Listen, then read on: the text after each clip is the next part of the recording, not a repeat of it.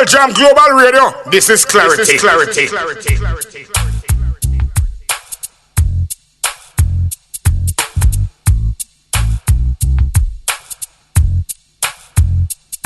Already did my time. I paid for my crime.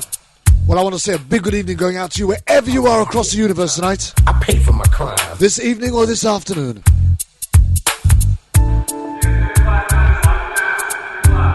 My name is Kirby Julian. This is World Jam Global Radio. I paid for my crime. And our great feature Issues Today coming to you live. I paid for my crime. From a studio out there in Coventry City, England, United Kingdom. My crime.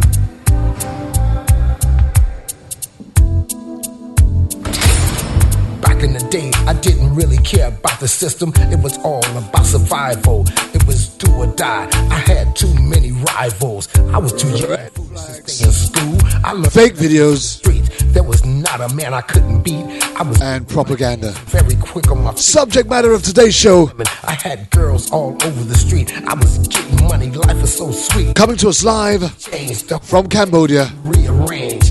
As a renowned guest. Don't need no gun in my hand. It ain't about being no gangster life. We'll need no introduction. All in jail. But Tony Sayers is with us, live from Cambodia. Already did my time. I paid for my crime.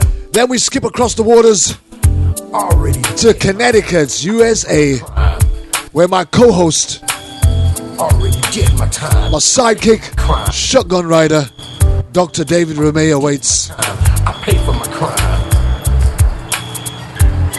Already did my I don't know about you, but as I look across the world, front pages and of the newspapers and so more drugs and super fly. headlines on our TV screens, I'm not proud of what I had to do. That's why I'm telling it's not a happy place to be. I had to repent. I must admit, I was doing. But we can't do everything. We can't solve everything, over since I and we can't fight every battle. to live. I wouldn't. But here on Issues Today, we'd like to think that we do our best. So numb. I was a real Forrest Gump, but I was nobody's chump. Me and Billy the Kid had a lot in common. I was the. Want to take some time out to thank our producer, Teresa Ashton, I'd shoot you up and for all the behind-the-scenes work she does especially all you haters. in making sure that these shows are brought to you promptly, Now he could be facing long on time. prison. I want to give a big shout out to our executive producer, Linda Sue, who My time. well, I'm hoping will be back with us real soon. Working alongside Teresa, bringing some real quality to World Jam Global Radio. Issues Today, Did my time. Paid for my and the news and the information that we share out around the world with you. Pay for my crime. Pay for my crime. Pay for my crime. Pay for my crime. Already did my time. I paid for my crime. Already did my time. I paid for my crime. Once again, just a big thank you to all our audience, our listeners, our viewers So I can get my life on track. from the four corners of the world. Live like an ordinary citizen again. This is my message to all of my friends in the pen. Wherever you may be, World, I only speak one language, English. was not. So it's hello, good evening, I was good. how are you? Very quick on my feet. I was swimming in women. I had girls all over the street. I was getting money. Life was so sweet. Now things have changed. The whole game has been rearranged. I'm a changed man. Don't need no gun. Just to keep you updated on what we do have in the coming weeks. too short to spend it all in jail. Next week we should have, I believe we do have Andy Christopherson as a return Did my time. I with the latest updates in what's going on in Albuquerque, already and did. especially the hung jury on the James Boyd trial. Already did my time. I paid for my crime. And just to whet your appetite, Already did my time. I paid for my crime. the following week, the 29th, we're working very hard and we're in communications with Gina Best, the mother of India Kager. A show I've been desperate to get out here on Issues Today But I never got how I'm from the moment this proud of what I had. war veteran was shot down dead in her vehicle with a child on board. I must admit, I was doing all kind of stupid shit. Now sit back and think it over since I've gotten. I'm hoping that we should have this show for you live on the 29th, but just keep your ears brain was so to the mast, real Forrest and we will keep you informed and updated as all the shows Kid had a lot. we have yet to come. I was the real But next week we do have Andy Christopherson Schwarzenegger. I'd shoot you up, with an update in Albuquerque, New Mexico. especially all you haters. Already did my time. Paid for my crime. But tonight, my friends, Did my time. Already did my time. tonight we're right here Already did my We're in Cambodia with Tony Sayers. On right now. We're in Connecticut with Dr. David Ramey. Prison. We're in Coventry with myself. Don't have to tell my name. That's kind of weird, that, isn't it? Saying your own name. And the topic today, my friends, red flags, fake videos, and propaganda. Trying to cope with this living here. Yes, I am. Yes, I am. Yes, I am. Yes, I am. Yes, I am. Trying to cope. Without no further ado, let me hand over to my boy, my man in waiting, Dr. David Ramey. Good evening, David. How are you? Hello, Kervin, and welcome, Tony, from Cambodia. Cambodia to you. Yes.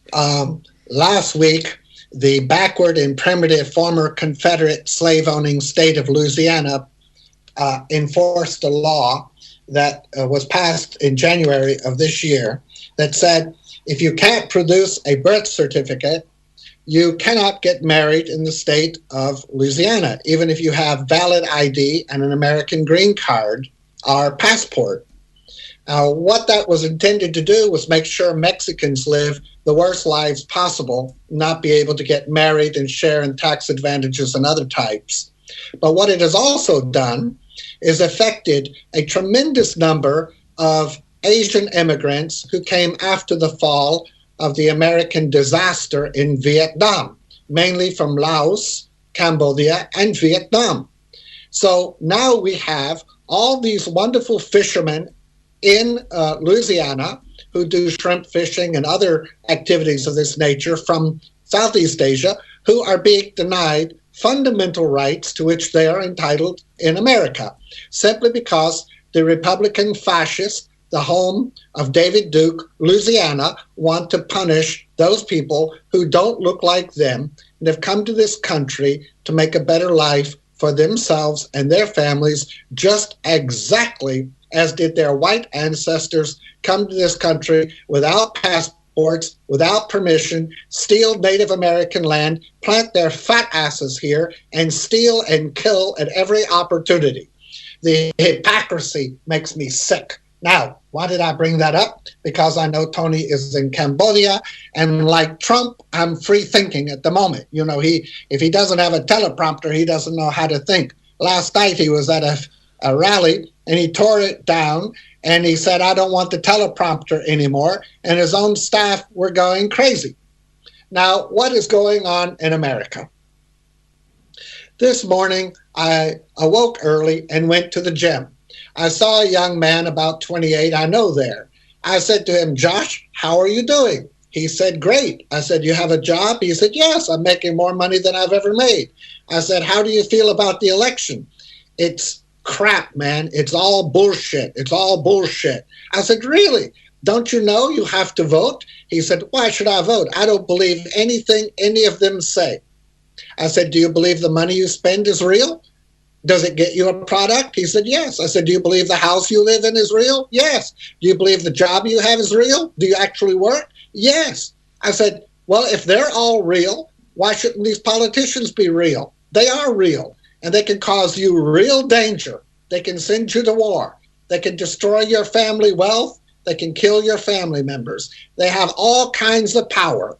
For you to say it's all bullshit and you don't care, and therefore you're not voting, is for you to be nothing more than a little cockroach running around waiting for somebody else to control your life with pesticide or crumbs on the floor or a light turned on or off. But you have no freedom anymore when you don't contribute to the process. You don't get to opt out because your person didn't win or because you're not interested. So he listened to me for a moment. He said, tell me one reason I should vote. I said, because you were just telling me about your college debt. And you were just telling me about your parents' health condition with a kidney dialysis machine. And you were just telling me about the cost of pharmaceuticals. And if you vote Democrat, Bernie Sanders is going to be chairman of the Senate Finance Committee. And Elizabeth Warren is going to be the chairman of the Banking Committee. Now, to me, that makes a significant difference because both have proven their willingness to take on Hillary Clinton or the Republicans in bettering this country for all of us. He liked what I said. I said, now, of course, you can go throw your vote away for Jill Stein or Gary Johnson, who doesn't even know where Aleppo is. Good luck. You might as well not even vote. The number one issue in America is the economy. 68% of Americans think it's too skewed toward the powerful interest in this country.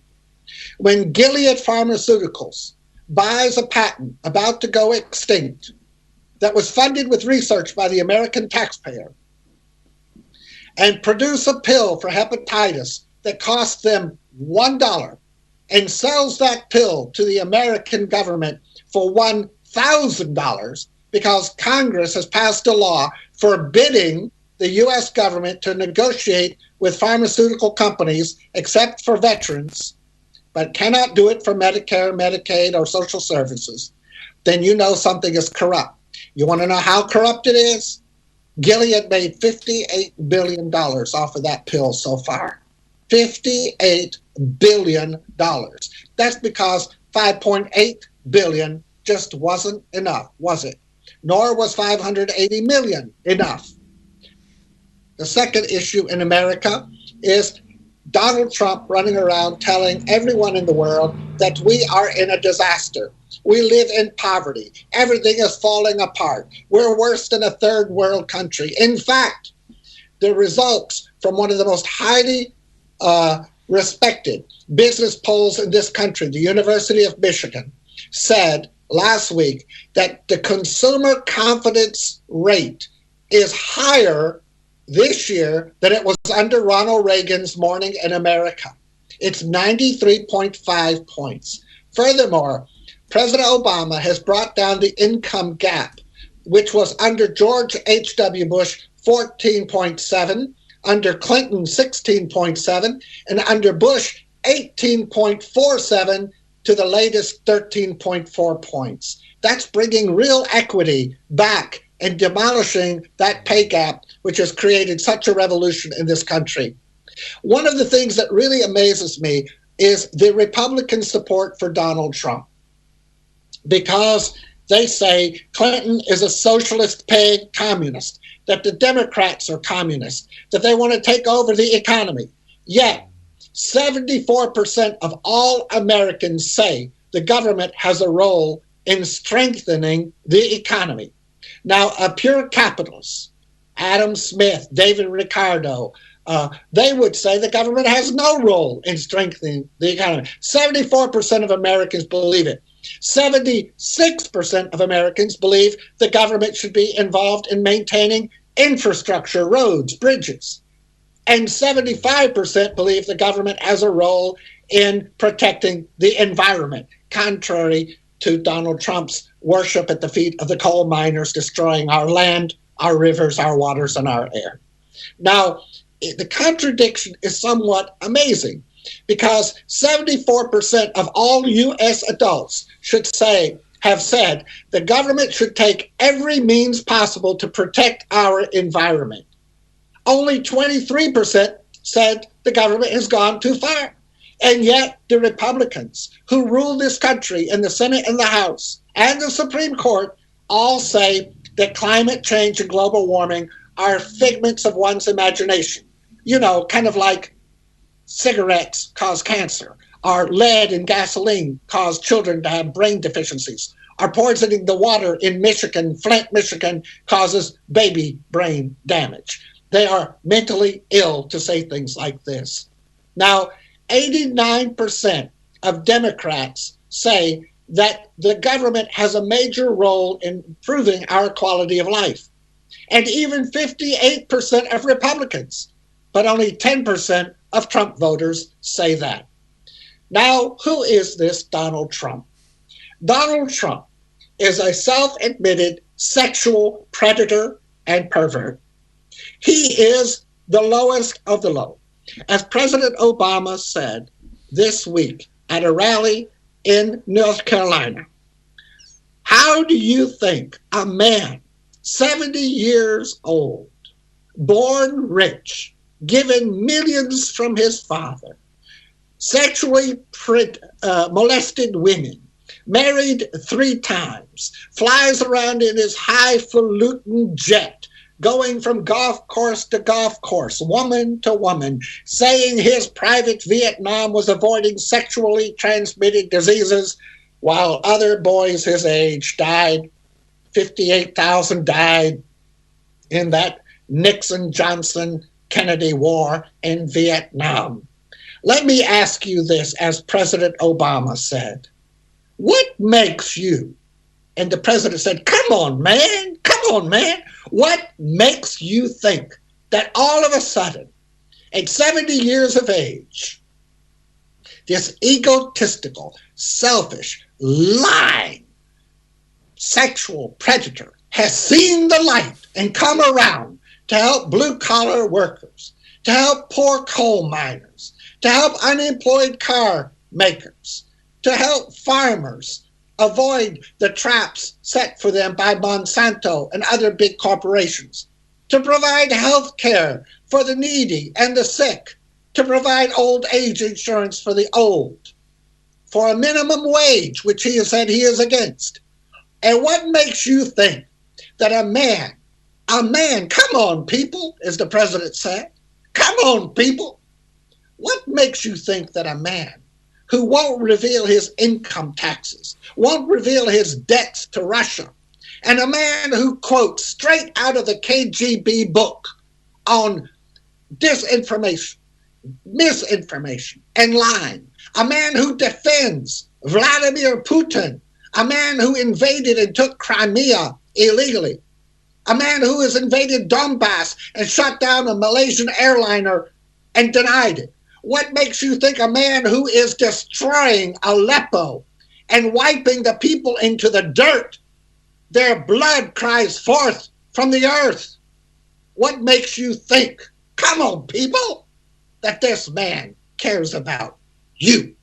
Now, those people who think that it is okay to sit next to a girl in a nightclub and put your hand up her dress and feel her vagina without her permission, a man who gets on an airplane and molests a woman, a man who has a photographer come to Mar-a-Lago, his mansion, and when she bends over to pick up a camera bag, grabs her vagina and laughs about it. A man who invites a woman to his hotel room under false pretenses and tries to rape her and says, come on, let's watch Telly. Let's watch Telly. And he's naked when she comes in the room. A man who thinks it's okay to be a pussy grabber because he's a star. A man who objectifies women, objectifies workers, cheats people on what he owes them, goes bankrupt 6 times. And a man who thinks it's okay to invade a country and take it because it's survival of the fittest. A man who stands up before all of America and says he alone is the only person that can save America from disaster, from hell, from tragedy, from some Manichaean disaster awaiting us beyond himself. A man who says there's an international conspiracy of long-nosed, short people with black kippas who are financiers and bankers and own the media, have a conspiracy against me, and you, my great America, will be white again. Make America white again, you racist. This man who reads the protocols of Zion, who's an anti-Semite, who pretends to be a messiah, who hates black people, who hates women, who hates the poor, who tells lie after lie after lie. This man thinks that for a moment he can bring to America anything we need. Is ridiculous. Now, I want to say one more thing. I am making a prediction on this show today, just like we did on Sandra Bland. We said it would blow up, and it did. And I'm going to make a prediction, and I look forward to Tony Sayers commenting on this. Russia under Vladimir Putin has violated all semblance of international law and flaunted his hacking with WikiLeaks in a conspiracy to reveal only the Democratic Party's emails, John Podesta's and Hillary Clinton's. And this is after the entire FBI and federal government, the entire United States Congress, the entire WikiLeaks, the entire Soviet government, and everybody else imaginable, every newspaper in America has examined every comma, period, semicolon, and colon in Mrs. Clinton's life. She is fighting a war, a campaign for the presidency with both hands tied behind her back. Congress, Republicans spending millions and millions to denigrate her name, to read her private emails, to subpoena, investigate, and leak everything imaginable. But on the other hand, nothing has been leaked about this man except his sexual predations upon innocent women. We don't have his income taxes. We don't have his emails. We don't have his personal correspondence. We can't even talk to his employees because they're under a signed contract with him not to reveal anything. We know nothing of this imbecilic, treacherous creature. And yet, Mrs. Clinton, after they have done all they could to reveal every corpuscle, every cell, every vein, everything in her body, everything we know about her, they don't find anything except she, like every other politician in the world, has a little machinations behind the scene, as is expected and normal. Now, here is my prediction. I predict that very soon, President Obama, a man who is an African American and part white, and a man who has the temperament of an Asian, because he grew up in Indonesia. He is a silent warrior. He is a patient man. But when he makes up his mind, you can ask Osama bin Laden. You can contact him at the bottom of the Arabian Sea with crabs pecking at his terrorist heart. Obama takes action. And Obama is going to make Russia pay for this. He is going to reveal, I believe, beyond a doubt, emails and correspondence referencing banking accounts, women, and everything else imaginable on the highest levels of the Russian government. He's going to reveal their conspiracy to take Crimea and Donbass region of Ukraine.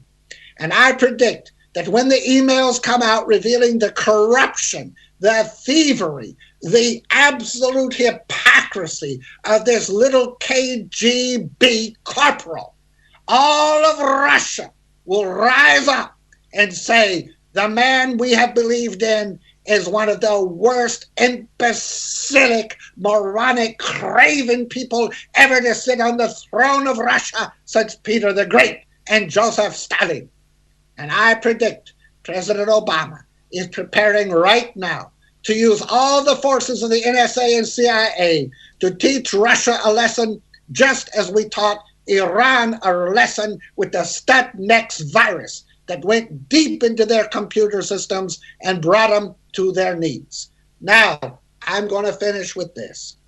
Those hardcore dead-enders who want to stand on their self-righteous pink pony for Bernie Sanders, who has endorsed Mrs. Clinton, are for the know what is Aleppo idiot from New Mexico, Gary Johnson, who's high most of the time, are for Jill Stein, who's nothing more than a pimple on the butt of an ugly fat Trump.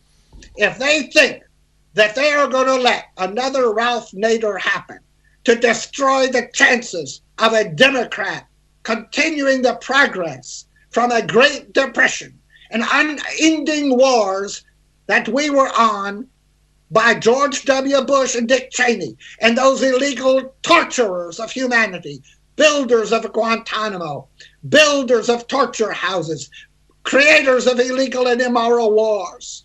They are mistaken.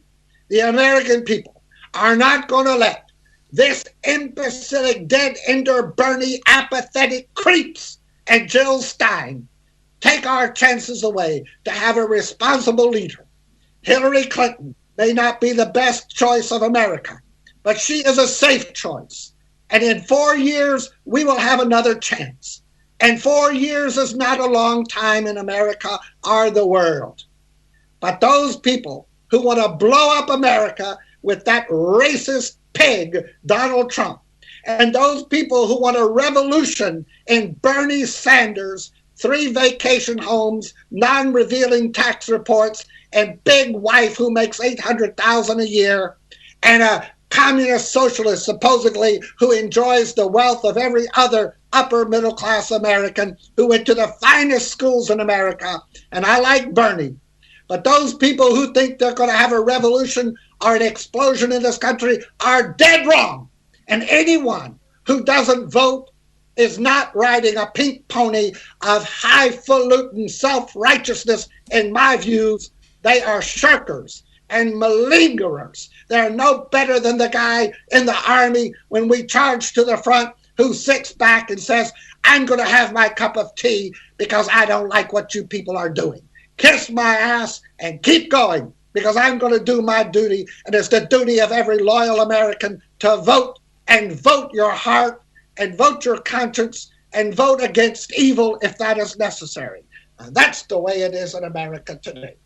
Wow, well, that's one hell of a political rant there, Dr. David, and we so look forward to it each and every week, and you never fail to deliver. We're going to have a lot more from Dr. David in a very short while. And just before I introduce our precious, prized and treasured guest, Tony Sayers, let me just pick up on a couple of things that Dr. David said, which we'll probably be going into on this show anyway.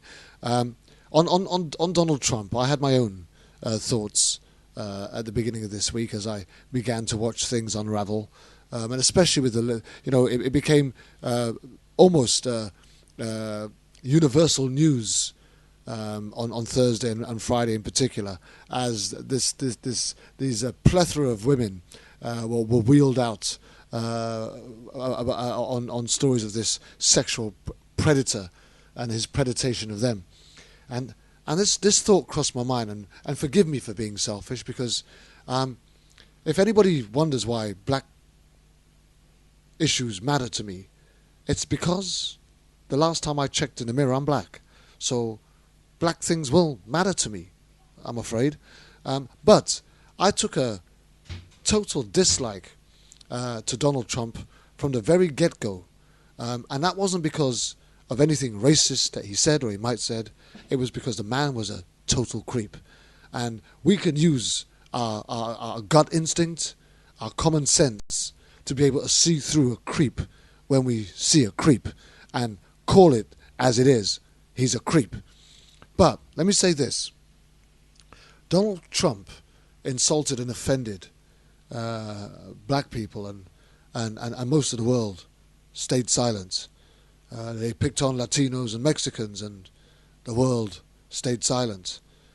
He then picked on other minorities and started talking about refugees, and the world stayed silent. And especially these moderates, liberal,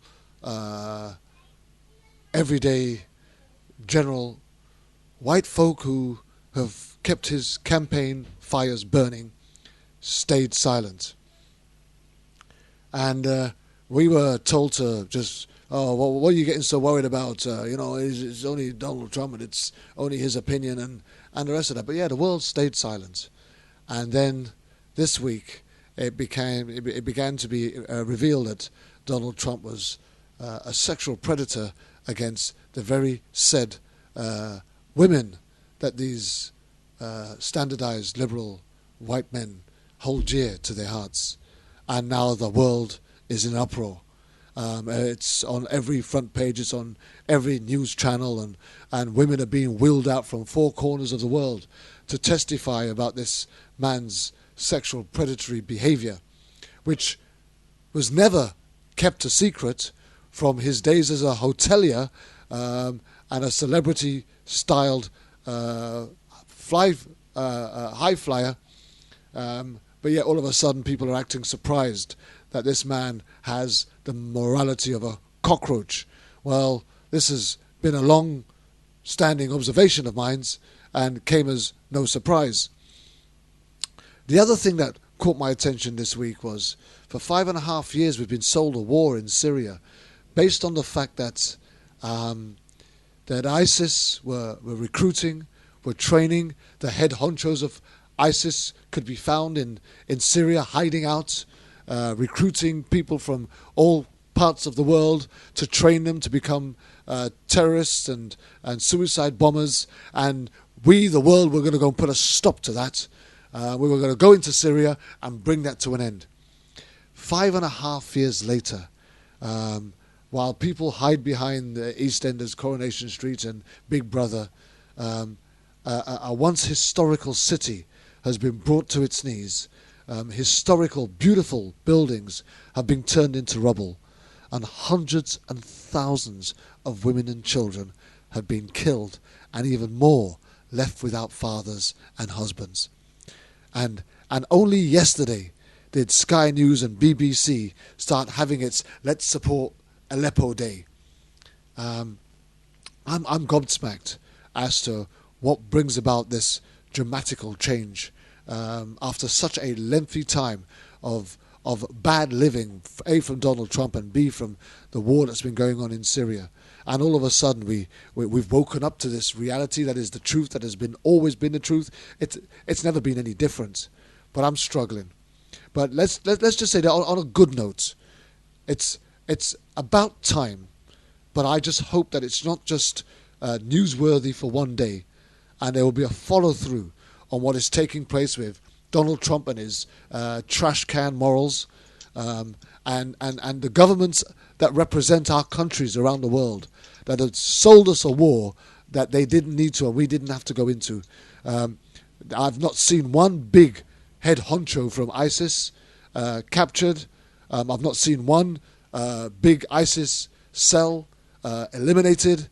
I have not seen any training camps demolished and rendered unusable for training purposes. I've not seen any of these claims made known to us in pursuit of this war 5.5 years ago materialize in the 5.5 years that Aleppo has been, and Syria has been brought to its knees. Maybe in the coming days, the coming weeks and the coming months, we'll see a turnaround in people's attitude to what will eventually, inevitably impact them while they turn a blind eye to the wickedness that's going on in our world. Because as we stand here complicit, as we stand here silent, we are complicit to the works of our leaders. And that's what I've got to say on the matter today. And without any further ado, I'm going to introduce our treasured guest, our prized guest, coming to you live from Cambodia with so much to say. Let me introduce Tony Sayers, activist and human being first and foremost. Good evening, Tony.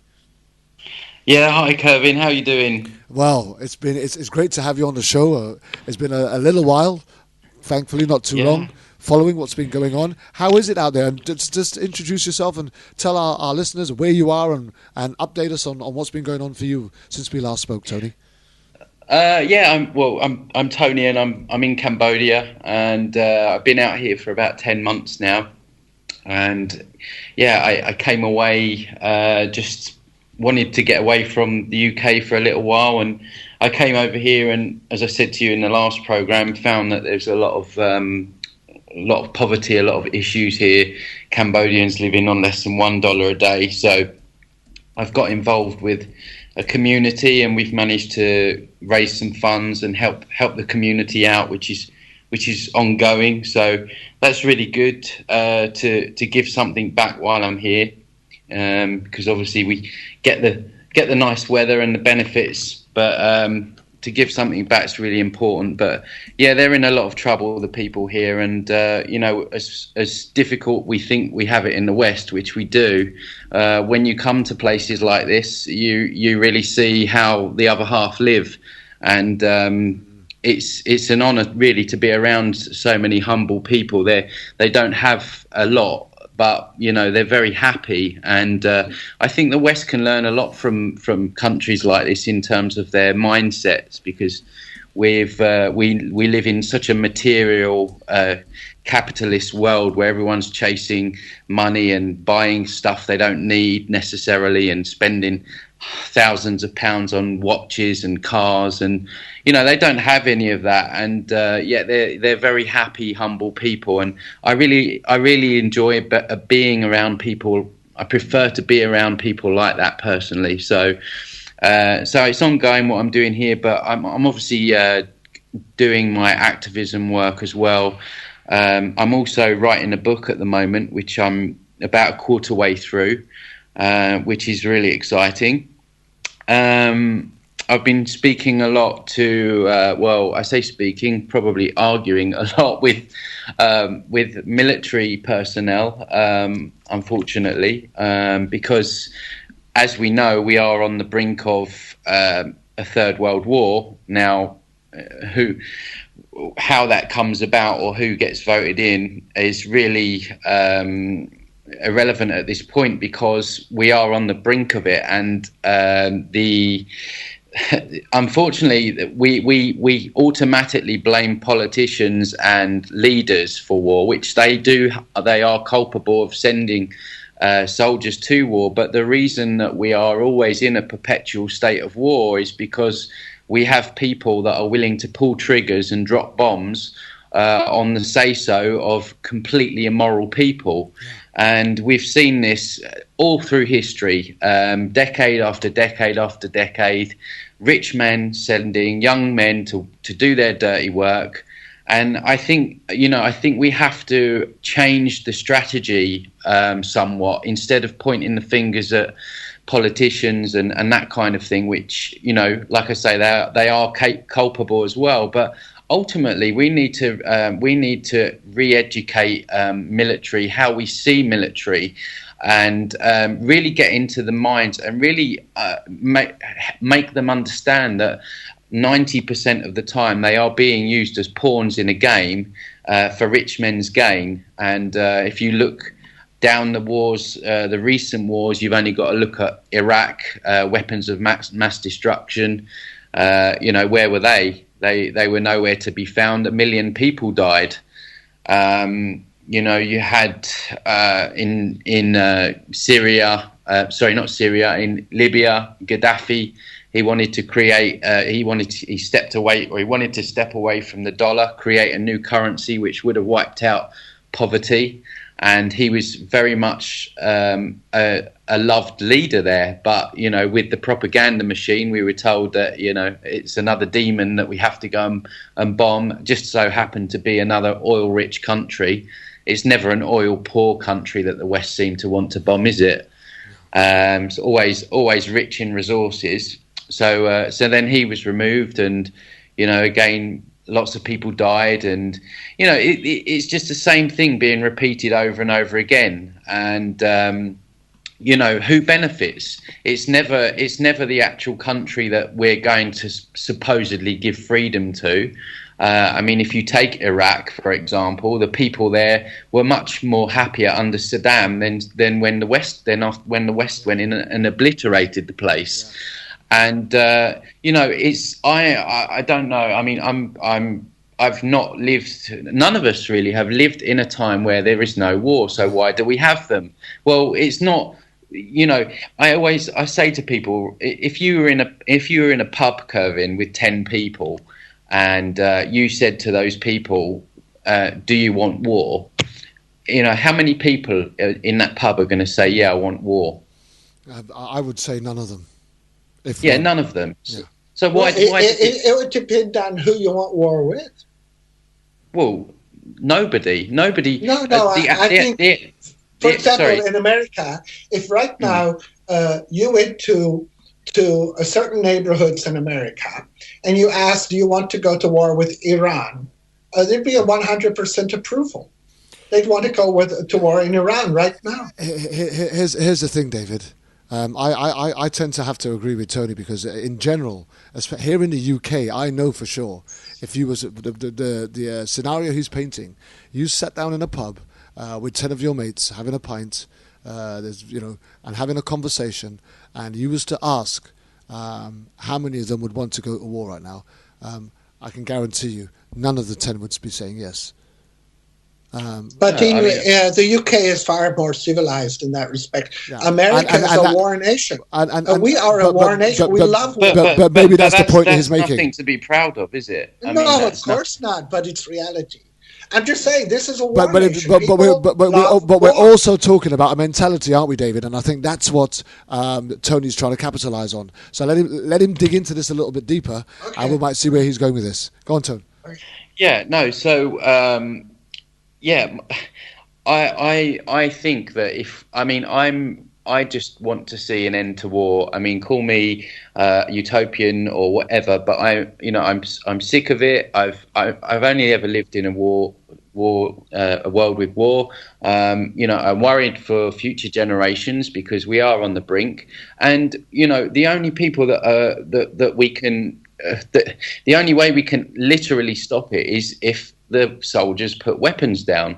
So I've been speaking to a lot of soldiers, and this is something that I've been doing a lot of and finding a hell of a lot of resistance, because what I'm finding is that the soldiers will admit that they get used as pawns in a game, fully admit it. Yeah. And that is 90% of the soldiers that I've spoken to. They know they're there for reasons that are not always what we are told in the media.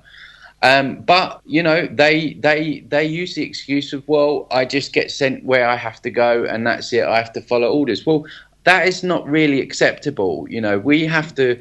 If we want to evolve to a better species than what we already are, we have to learn self-responsibility, and we have to really understand that it's not okay to just go and bomb women and children, kill innocent people just on the say-so that some corrupt politician that probably doesn't pay any taxes, doesn't give a.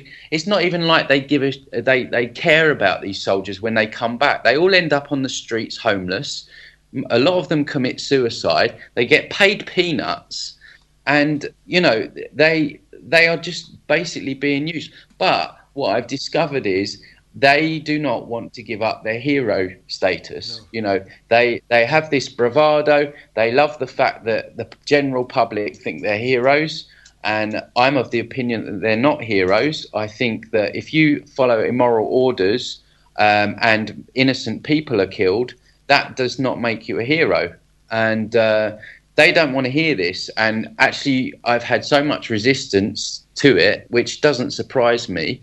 But, if we are serious about change and serious about a peaceful world, we have to get to the root cause of the problem and really have the courage to go deeper than the absolute facade pantomime that is politics. Because the only interests they have are for themselves. They don't care about the people. They want to get richer. They want more greed. They want more for themselves, less for everyone else. And they want war because war makes money. The weapons industry, companies like Boeing, Halliburton, making billions off the back of war. These are the reasons we go to war. The whole thing is a charade. It wouldn't surprise me if both sides want war. It's just all a pantomime. And, I just, as I said offline before the show, America has 330 million people. And you're telling me that Clinton and Trump represent your freedom. They're the best that you've got. It's the same in the UK. David Cameron, the fourth cousin to the Queen. We haven't got choice. This is ridiculous. This is really, really ridiculous. We are being shown a puppet show, and what is happening in the States is people are getting so involved. It's like Big Brother, as we were saying offline, Kervin. It's like Big Brother. Celebrity is the new religion. Celebrity worship is a new religion. Big Brother comes to the White House. Yeah, so what they've cleverly done is they've realised that people are starting to lose faith in the whole political system, and a lot of people are starting to see it exactly what it is, where you have two red corner, yellow corner, or red corner, blue corner. But behind it all, it's the bankers, the corporations. They're all bought and sold for. People are waking up to this. They know that. So what they've really, the genius stroke in it is they've managed to turn it into some kind of TV show. And people are so caught up in it. And it's been, I mean, how long has it been going on for? This Trump-Clinton thing, it's been dragging on for like over a year now, where it's constantly in the media and people are getting so pulled into it.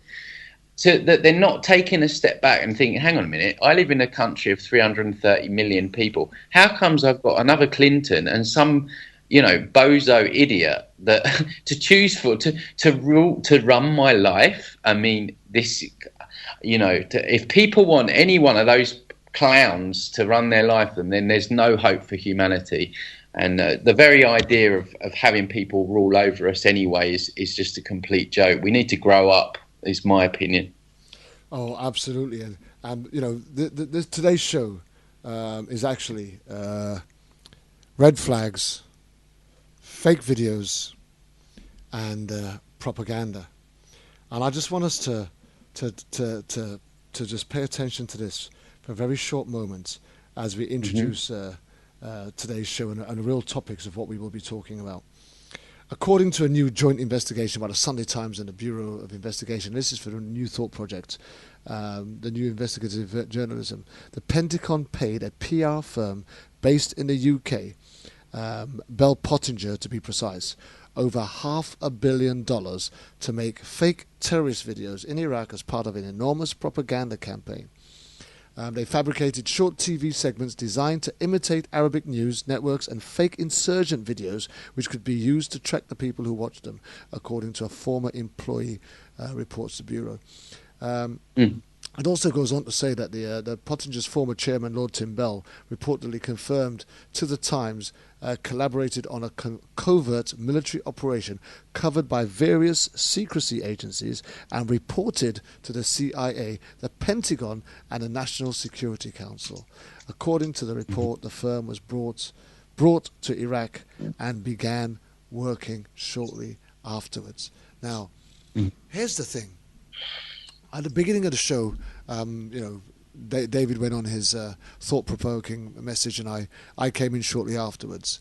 And when we look at one of the things that I said was that we were sold a war in Syria based on the fact that ISIS were meant to have been encamped there. Head honchos were hiding out there. They were recruiting and training. There were training camps. People were being flown out from the UK and all sorts of places, and they were being found to be going to Syria and being trained as suicide bombers and terrorists, and then sent back out into the world to create havoc and chaos. And the world were in outrage, and there was uproar, and let's go and out this ISIS thing.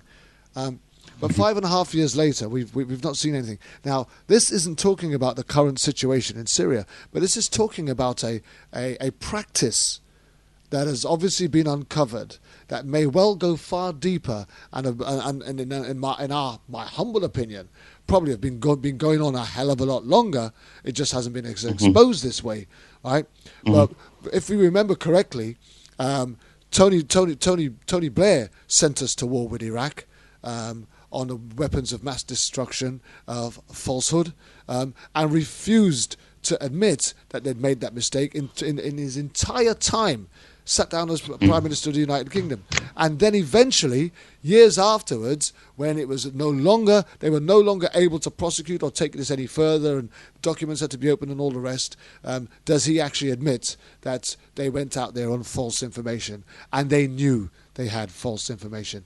Now, for me, I'm the rest of the world. You're the rest of the world, Dr. David. We are the rest of the world. We are living as part of the hatred that's been meted out to our countries because of what our countries are doing in some of these countries that they're pouring out this war into. And as we continue to see videos and pictures and photographs of little children being pulled out of rubble, women. Pregnant women being pulled out of the sea, screaming as their children are dying, and drowning in the water as these ships are sinking, that are people trafficking, because these people are fleeing in their hundreds and their thousands, the bombs that are being rained down on their towns and their cities and their villages. I mean, when do we, the people, realize that we've actually got more power than we think we have to put a stop to this? And I'll throw that one out at you first, Tony. Yeah, I mean, this is what we have been led to believe, that we have no power. This is why they get away with what they get away with, because in general, people, you know, even if they can see things are not right, or they see there's problems in their world, they're 9 times out of 10 their immediate response when you ask them about it, it's like this little me syndrome. I call it little me syndrome. It's like, oh yeah, but what can I do? You know, that really like weak mindset. And, you know, people have forgotten their power, and it's really exciting looking at this from a positive angle. There are so many people now that are actually starting to care about things, although, you know, it is a bit late on in the game, but they are starting to realise that actually they're not just this person that has no say and has no power. You know, their voice matters, and they can be a ripple in the wave. And we are, as much as this is heating up and getting really tense, at the same time you have a vast majority of people that are looking up from the television, from the X Factor, from the Big Brother, and saying, hang on a minute, they're starting to question things, they're starting to get to question what we're being told, and they're also starting to question their purpose, their role in, and why they're actually here on this planet.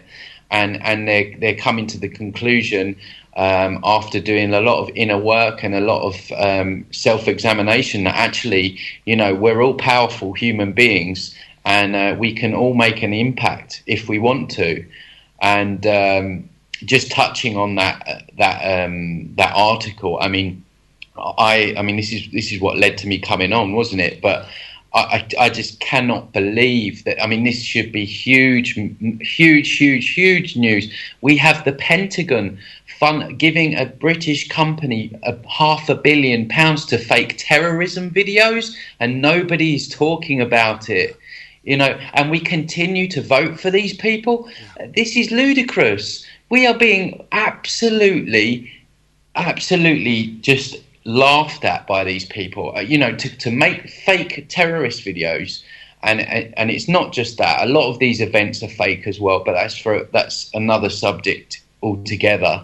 But this is massive news, and it should have every single person on this planet questioning what the hell is going on. What are we being told? Why are we being told this? And what the hell is going up with all this fakery? And what is the end game here? Because I tell you what it is. They want a third world war, and they're manipulating things to aim that way. And it doesn't matter if you have Trump, Clinton, Obama, David Cameron. They're just faces. All in it. They're all faces. They want it because they are just psychopaths. They're clinical psychopaths that just want greed, power, and war, and they don't have empathy like the average human being does. And, you know, that story was massive, and it was very much played down. There was a big story about Kim Kardashian that came out at the same time. And as always, when the big story comes out, you need to look at what they're hiding. And this Kim, I don't really know the full details, but apparently she was held at gunpoint or something.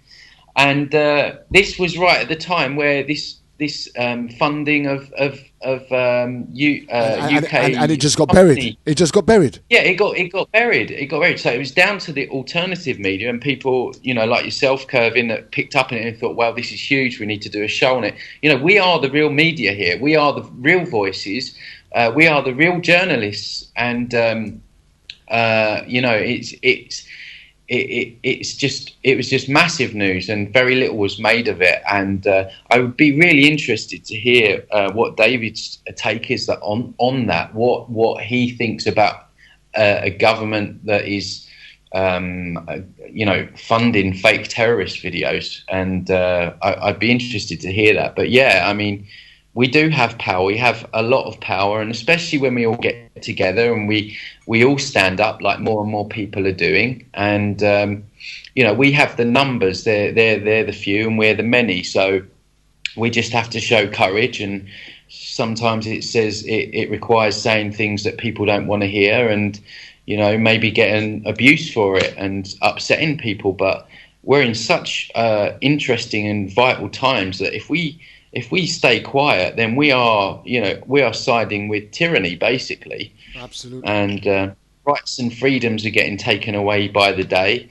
And I worry about my brothers and sisters over in America, because I hear stories of what's going on there, and the police state that's police brutality, killing people, and talk of martial law and all this sort of stuff. And this is we can't fear, but we have to start doing something, because it will just get worse otherwise.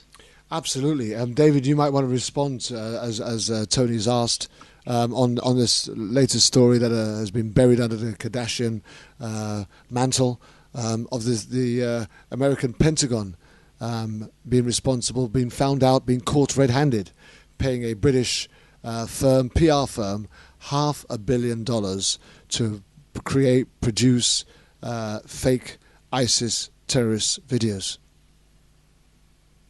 Yeah, I think Tony is dead on. And the issue here is, I guess in England you'd say spot on, but the issue here is very simple. When an average person in England or France or America, Canada, when we're caught pinching $50 from a Walmart, are writing a bad check, seducing a woman against her will, cheating in school with grades, we are severely punished. I mean, we have people in jail in North Dakota and South Dakota for 20 years for having 2 ounces of marijuana. We have people put to death on circumstantial evidence, in which a court even denied the admission of DNA that could exonerate the person. But we don't have billionaires in jail.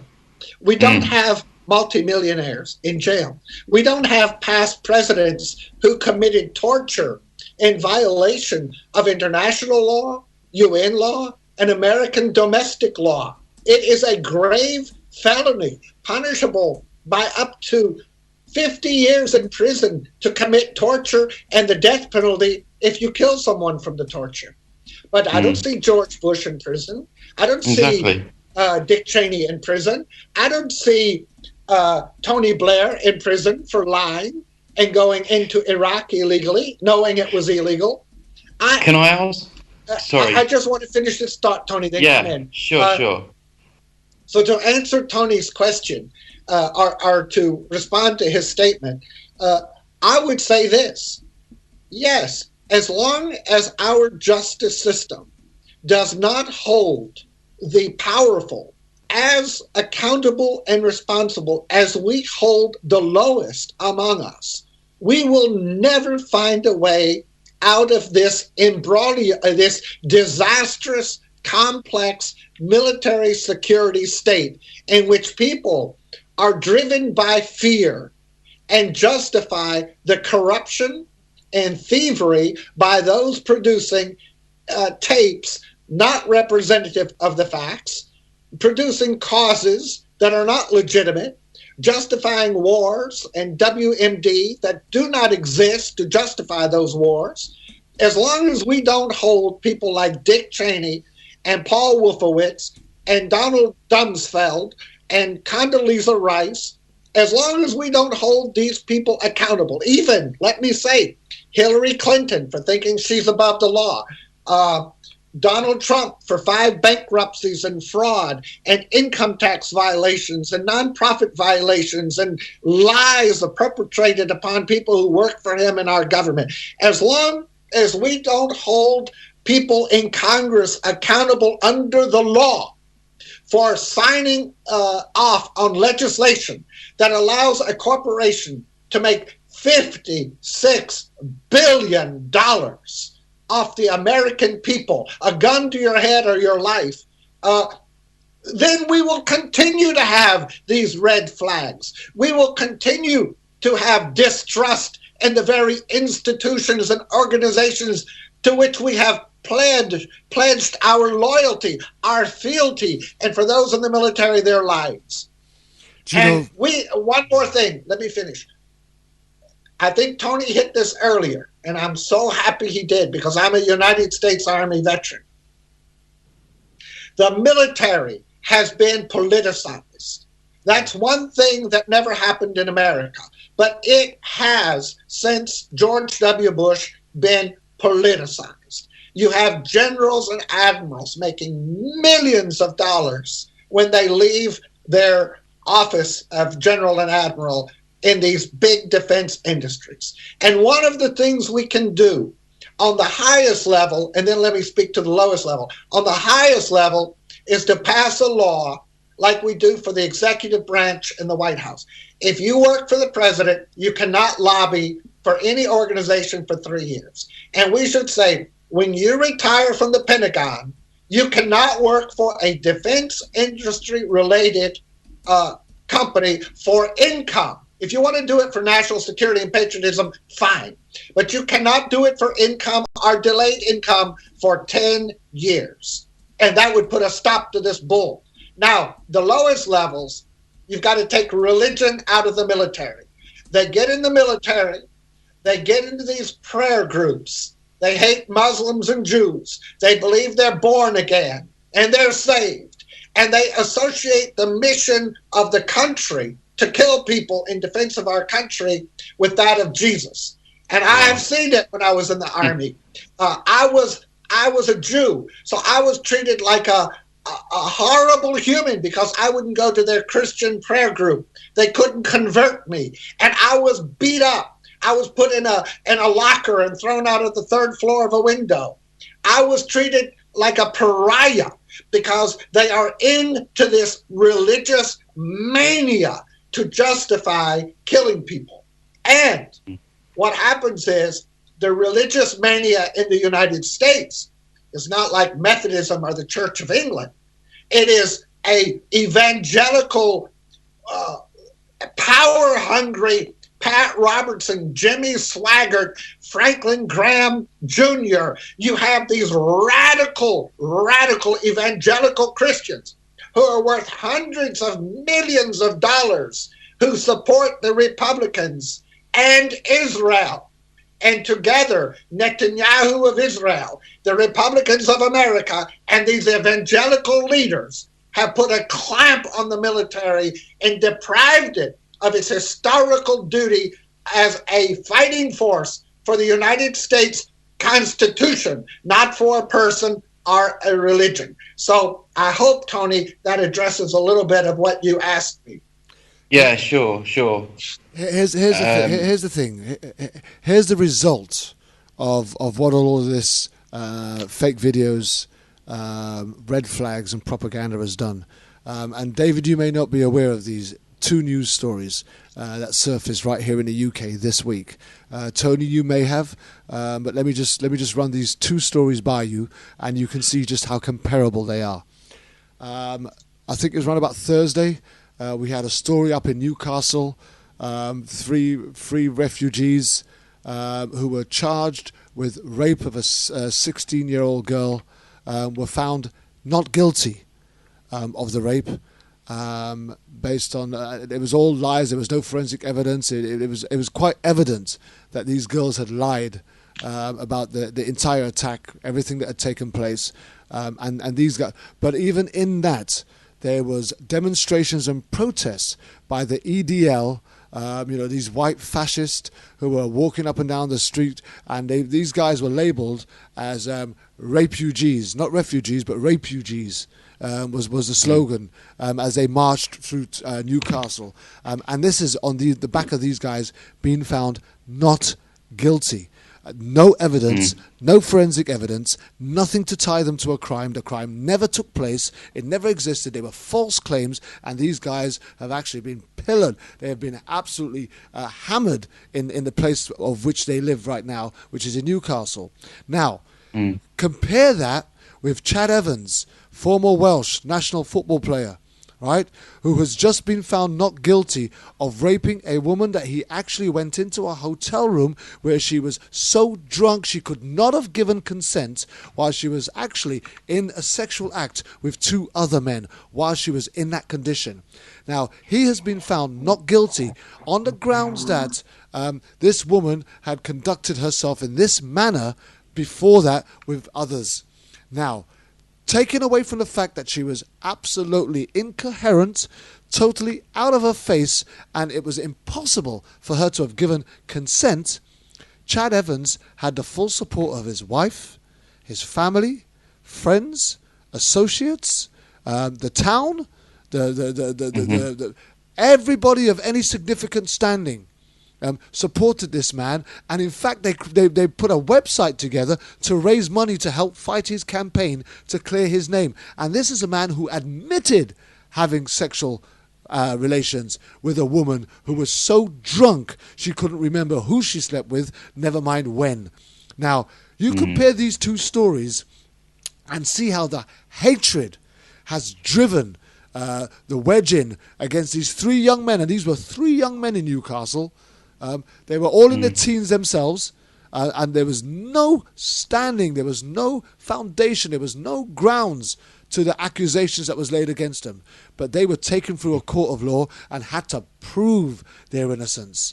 And still, after they were found not guilty, the town, EDL, the white fascists were on the streets campaigning, protesting, calling them refugees and asking for them to be thrown out and kicked out and making their lives hell. These 3 young men who have now been identified and named are going to find it very difficult for them to be able to settle in the only place they know to call us home at this particular time in their lives.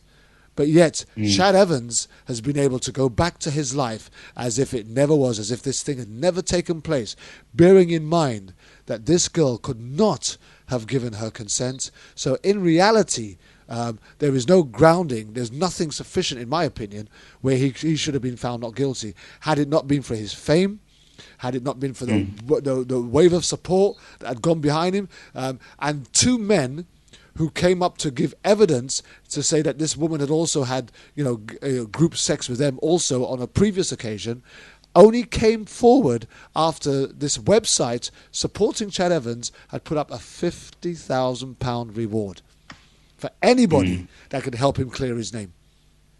Now, it wasn't that he didn't commit the act, he did. He had sex with her. He had sex with her while she was drunk. He went to a hotel room on invitation of the men, not her, while she was in conduct with 2 other men, while she was off her face and probably totally unaware of anything that was taking place, let alone who was getting on top of her first, second, or third. So you look at what the wave of hatred in these fake ISIS videos are stirring up amongst people. They're stirring up groups like EDL. They're stirring up all of these white supremacist groups. They're stirring up all of these nationalists. They're stirring up this hatred for refugees and people of color and people of different origins around the world. Right? They're stirring up hatred, and yet at the same time, right, their story gets hidden, gets buried under a ton of rubble. And still, there's nobody talking about the fact that the Pentagon, the highest echelons of political standing in the world, as far as world politics is concerned, have been caught red-handed, paying a British PR firm $500 million to create these fake videos that continues to create hatred, separatism, and division. And racism. And war. And ultimately war. And war. Right across our globe. Now, maybe you might want to respond to that, Tony. And then, David, maybe you can come in with a comparable on what I've just shared with you.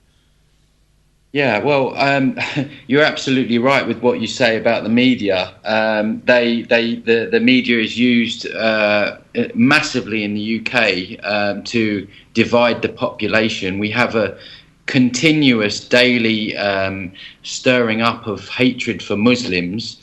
It's almost, you know, it's almost every day that this is happening, and if it's not Muslims, it's Syrian refugees or something along those lines. And you know, they do it because it's just age-old divide and rule techniques. Because while everyone is hating on each other, black versus whites, gay versus straights, women against men, you know, all these divisions, divide. Whilst everyone's arguing amongst themselves, then the people that are really pulling the strings, they can go and start their illegal wars. A lot of them are involved with child abuse, all this kind of stuff.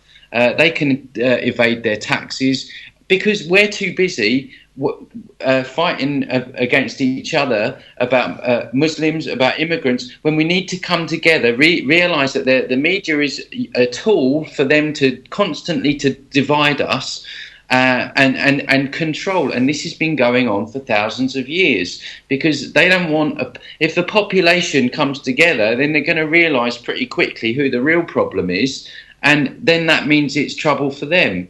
Now, the other thing with this is, in terms of the immigration, it's more than ironic, because you know, it's been admitted that the US, UK governments have funded in the past and trained all the major terrorist groups, Mujahideen, Al-Qaeda, ISIS, Taliban, all of them, trained and funded by our governments, by Western governments. Then we go in and say we have to bomb them. Then we bomb them. What happens? People need to leave their homes. So they are escaping our bombs to come to our country to escape the very bombs that we're dropping. And then we have the people that are believing the media saying, what are they coming in here for? This is my country. And people cannot see how they're being played in a game here. And it's a very important point, because we have to start thinking for ourselves, and almost, I mean, I don't even watch the TV these days, because it's just a constant ramping up of division, hatred and propaganda to benefit those who are pulling the strings. And we need to wise up to what's going on. Absolutely. David, response, please. Yeah, I believe that President Eisenhower is a prophet, because he said the last speech he ever gave before he left the White House in 1961 was that we as Americans must be aware of the military-industrial complex. It will take all of our money, it will make us less educated, and it will turn us into a nation of poverty. I think he was right, but now we have a situation where we have become a military-industrial security state.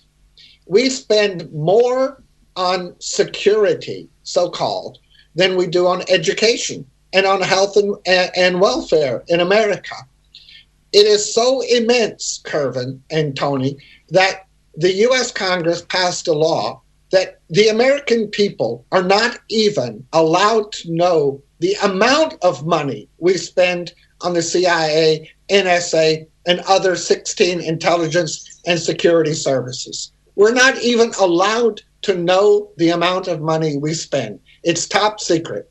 And Congress votes on it without ever seeing the budget. Only 7 or 8 people see it. So we're not even allowed to know. And why aren't we allowed to know? Because if we saw where they were spending the money, we would know what they're doing. And they don't want us to know what they're doing. So a country like Syria, and Tony, forgive me, I don't mean to contradict you. I respect you immensely. But you said early on that we tend to attack only countries with oil and other resources. Syria has no oil or resources. Syria is a poor country. It's a wonderful country. It was mismanaged by the French after we took it from the Ottoman Empire. It was carved out of the Ottoman Empire. It has no real resources like Libya, Iraq, or Iran. Or even Egypt now has 550 trillion cubic meters of gas, it's discovered. But look what we're doing in Syria. Why are we doing it in Syria? People in America, for example, Republicans blame President Obama because he drew a red line and said if President Assad, who actually was educated in London, has a close relationship with Israel's Mossad, if he used gas on his own people, that would be a red line and we would do something. Well, the British Parliament voted to do nothing. The president wasn't going to go in there with no allies on our side, and the American Congress would not vote authorization. The president was not about to go to war, as Bush did, without authorization and a justifiable war. So the president did what any law-abiding leader would do. He would say, this is what I wanted to do, this is why I wanted to do it, but I have no declaration of war from America and our allies are not with us. Therefore, I will not take this nation to war under those terms. As a result, a vacuum was created and Russia went in and has exerted itself just exactly as Netanyahu asked him to do, and has now taken over Syria. And who gets to blame? Obama. Why? Because he obeyed the law. He did not exert the power of the presidency as his predecessors did. And these are things that we must respect, but people don't respect it. Now, on the other hand, if Obama had gone in and had his legs cut off from under him, then, of course, they would all be blaming him far worse than they ever blamed Bush for actually committing crimes of torture and terror against an innocent people. So what am I saying with this? I am saying, again, that we must look at our government's budgets. We must, as Tony said, demand our rights to know how our money is spent and why it is spent as it is spent. And we must demand that the military, industrial, security state be brought under the rule of law. As I have said on this show 100 times, it is not poverty. It is not the military. It is not wars. It is not science that will bring down the great Western nations. It is injustice. Injustice will lead to the rebellion that causes blood to flow on the streets and wash away the corruption that we see every day in our courts and in our police forces and in the treatment of people who have no power and only need, but are not in any way given an opportunity to claim the dignity that every human being is entitled to. Amen. Amen. And you know, the funny thing is, it's going to be the godliness in us, the righteousness in us, knowing right from wrong and doing right, not just knowing right, but doing right. Could I ask Tony a question? Go ahead. Tony, I'd like to move to Cambodia for a moment, and then I'd like to ask you before the end of the show. Sure. You made a very important statement. You said you believe that we are on the brink of World War III.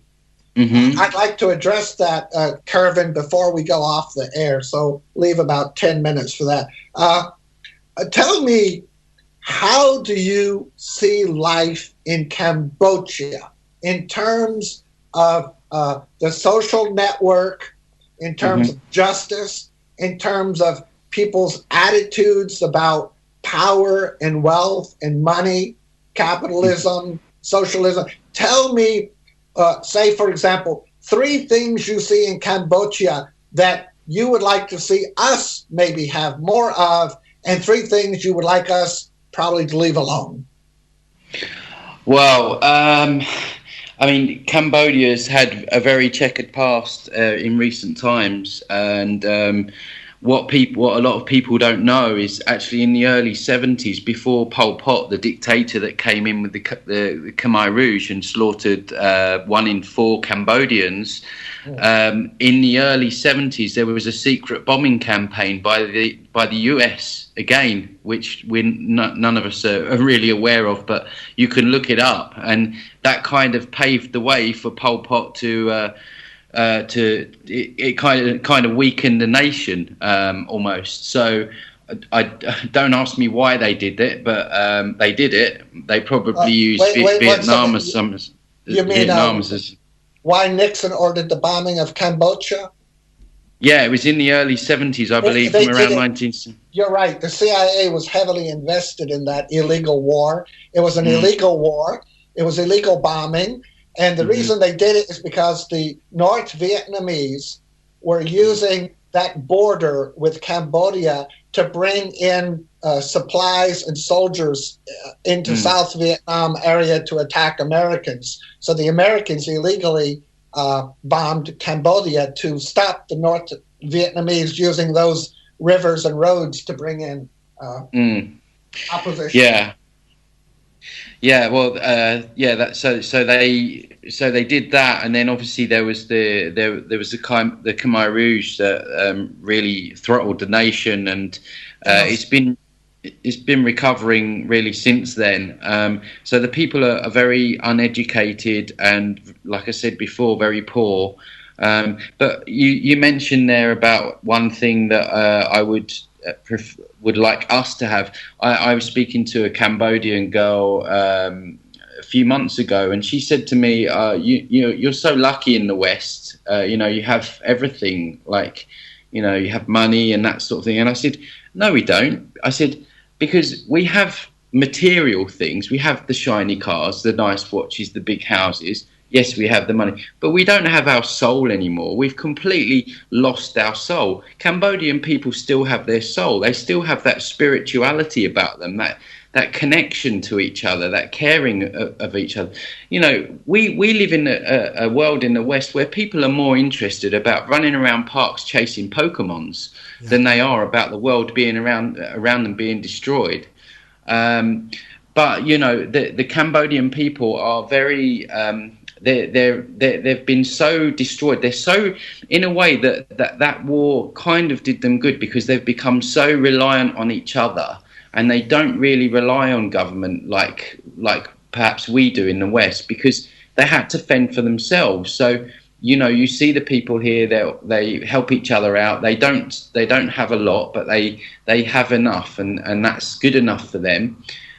So they have this, like, more of a community spirit, more of a togetherness, and the country is been so devastated. Really, it couldn't be much worse. I don't think a war would actually really affect them too much, because they grow a lot of their food locally, so they would still have a decent food supply and everything like that. But I would say their soul. The West needs to, first of all, the average Joe that wants to sit there watching X Factor needs to get off his arse and realise that his children and grandchildren are in trouble if he doesn't take personal responsibility and contribute in some way to changing things, to speaking up, or whatever it may be. So it's getting that care aspect back from people in the West, and that's what I mean when I say we've lost our soul. I mean, not everyone. There's people like yourself,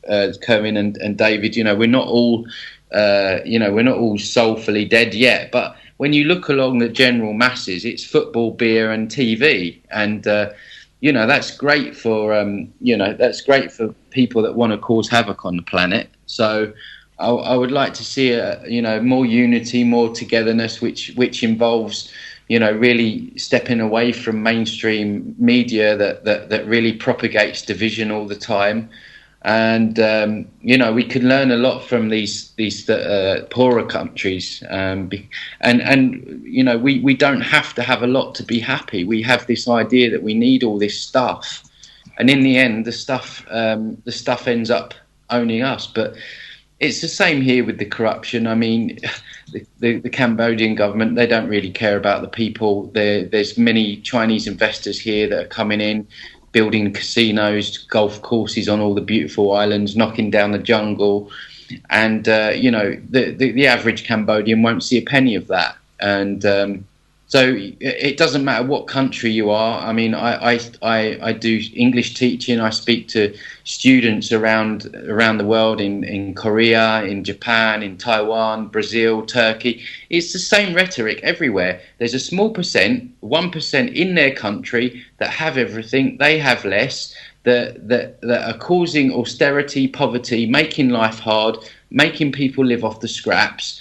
And the rich get richer. Now, at some point we need to really wake up and realise we're being played. And I would actually just like to throw a question back to David that, we've discussed tonight about the US government funding that British company to make terror videos. We've discussed how the US British government fund these terror networks in many cases, how there's a lot of very questionable events, lies, how the weapons industry makes money from war. So my question is, if we know all this and every single government that we've had has always been involved with massive deceptions, corruptions and wars, why do we keep continuing to want to vote for these people when we can see that everything they do leads to chaos? Well, that's a very good question. And I would say I would change your verb from want to need. It's not a matter of wanting to vote. I mean, if we don't want to vote, we can have a dictator. You don't have to vote for Vladimir Putin or Adolf Hitler.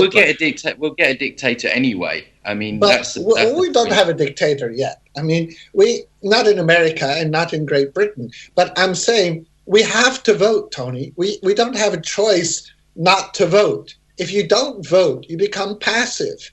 And here's the way I look at it. Now, I may be wrong, but I studied philosophy. And one thing I learned about is I had a brilliant professor from Harvard.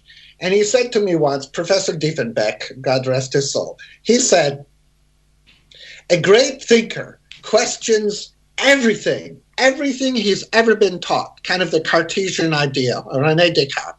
And he says, so you question everything you've been taught, everything you've learned, all the customs, traditions, knowledge you've acquired. But please, whatever you do, don't do it all on the same day. And that means to be moderate in your approach. Now, those people who want a revolution, you wind up like Lenin in Russia. You kill the royal family, you kill millions of people. You wind up like Hitler. You wind up like France in 1789, and then under the directorate of Robespierre to Napoleon. Revolutions are not fun. They're full of blood. Those people who want chaos and blow everything up, you wind up like Pol Pot and genocide. It's a disaster. So we have to vote. But let me finish. We have to vote. Is Hillary the best person? No. Did Obama actually change the course of America? Yes. Did George W. Bush? Yes. In the most terrible way imaginable did George W. Bush. But Obama righted the ship. Did he make it perfect? No. But he is not invading countries. He is not, we don't have 250,000 people in Iraq. We are trying to better the system incrementally by putting good people on the Supreme Court. Before Obama, gay people couldn't get married to each other. The Republicans would take away the right of abortion. Obama has tried to enforce the Voting Rights Act, which the Republicans took away. So politicians do make a difference. Now, you can sit here and say, and I'm not saying you, I'm saying people, oh, it's all lousy, I don't trust it, I don't do this. One thing I know from studying the Holocaust, from Primo Levi, which was the greatest writer of the Holocaust in history, Elie Wiesel's a piece of a plastic credit card with no balance on it compared to Primo Levi. Primo Levi said there were two kinds of people who survived in the concentration camps. Those who came at the very end and those who had a lot of luck. a lot of luck. And I know, in my experience, you make your own luck. You watch out, you look, you learn. But for certain, he said, the ones who died first and were guaranteed not to survive were the ones who threw up their hands and said, I leave it to God, or there's nothing I can do, and do nothing. Those people were herded into the ovens like sheep. But the people who did something, took advantage of every opportunity, played the system, they survived. And what we have to do as a country is live another day to fight a good battle. Napoleon said, I can find 1,000 generals who will attack the enemy, but I want to find that one rare general whose ego will permit him in a bad battle to retreat, save the army, and fight another day. And those people who want to vote for Trump are to let Trump get elected, thinking there will be an explosion of Washington, a revolution, everything will be blown up. Those are morons. Those are the generals who don't know that you save your army to fight another day. I'm here. Let me interject. Oh, wait, one thing. Let me interject.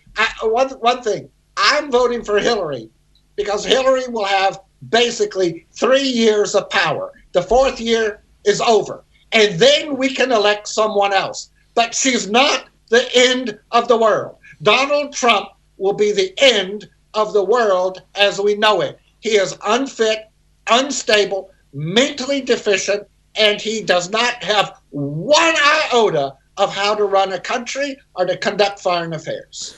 Okay, I'm not going to challenge anybody's thinking on who should be and who shouldn't be. I'm gonna share my thought here, and I believe when I say this, I'm probably speaking for the rest of the rest of the world who saw this live debate take place between Hillary and Donald Trump on these last few days that went by, and let me just say what I observed personally, and that was that. What I'm left remembering, is very little substance as to, because you talked about change, you talked about the changes that Bush made, you talked about the changes that Obama made, you talked about change, the impact that they had on the world as leaders, and I was left watching this debate that took place between the two morons, Dumb and Dumber Still, and there was no substance. There was no debate about issues that mattered to the people who were supposed to be voting for them, and they were meant to be representing. There were no impacting statements made as to what change they would bring about either into that world or the world that they are trying to affect outside of their country. There was no discussion, there was no policies as to how they were going to bring about peace in war-torn cities. There was no discussion, there was no suggestion as how they were going to bring about a unification of peoples that are at each other's throats in America with the white supremacists and Black Lives Matter. There was no discussion about how they were going to bring about police reform, where black people have been shot dead and killed and sent to prison for crimes that they didn't commit on a daily basis. There was no mention or discussion about how the Latinos and the Mexicans have been treated like second-class citizens for God knows how long. There was no discussion about how they were going to deal with the drugs and the gangland culture and these things that are affecting communities and the children that go to school. There was no mention of what they were going to do about education and schools and how they were going to try and educate people to become better individuals, better citizens. How they were going to educate people to become better people so that they can make a greater contribution to their communities and their country. There was no mention, no discussion, no suggestion about how they were going to make America great again. What we had was two morons, Dumb and Dumber Still, trading insults at each other, trying to see who can insult each other more.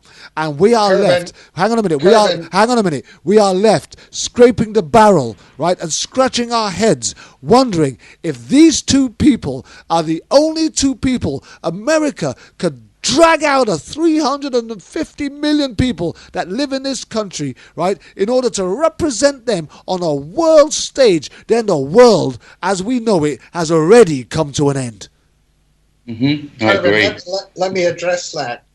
First of all, Hillary Clinton was First Lady of Arkansas and spent her entire time in that redneck state building up education and health care. She was First Lady of the United States who tried to get national medical health care and wound up getting health insurance for 9 million poor children in America called CHIPS, Children's Health Insurance Plan. She then went to New York and became a U.S. Senator, where she worked hard to rebuild New York, got $20 billion, worked very hard. She was Secretary of State. I don't like her policies on Israel and others, but the woman is very bright. She did a very good job. We didn't go to war.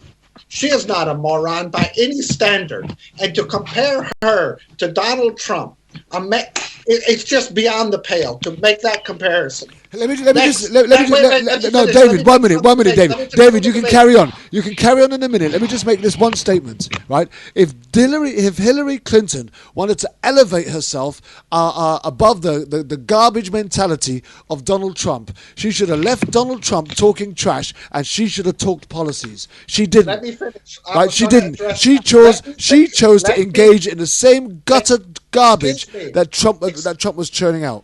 Kerbin, man, I love you, but let me explain this. You're mistaken. A man asked her, what were you going to do about clean energy and the environment? And she answered that in great detail with a 7-point plan. Another person asked her what she was going to do about the economy and bring back jobs. She addressed that in great detail. Another person asked her about her trade policy. And while she said she had been for NAFTA and TPP, she was working to revisit it and to reconsider those programs. She also addressed key issues about tax equality and addressing the bank's misbehavior and how she was going to rely on Senator Warren and how she has taken advice from Bernie Sanders about the high price of education and tuition. All those factors she created, she addressed in the debate.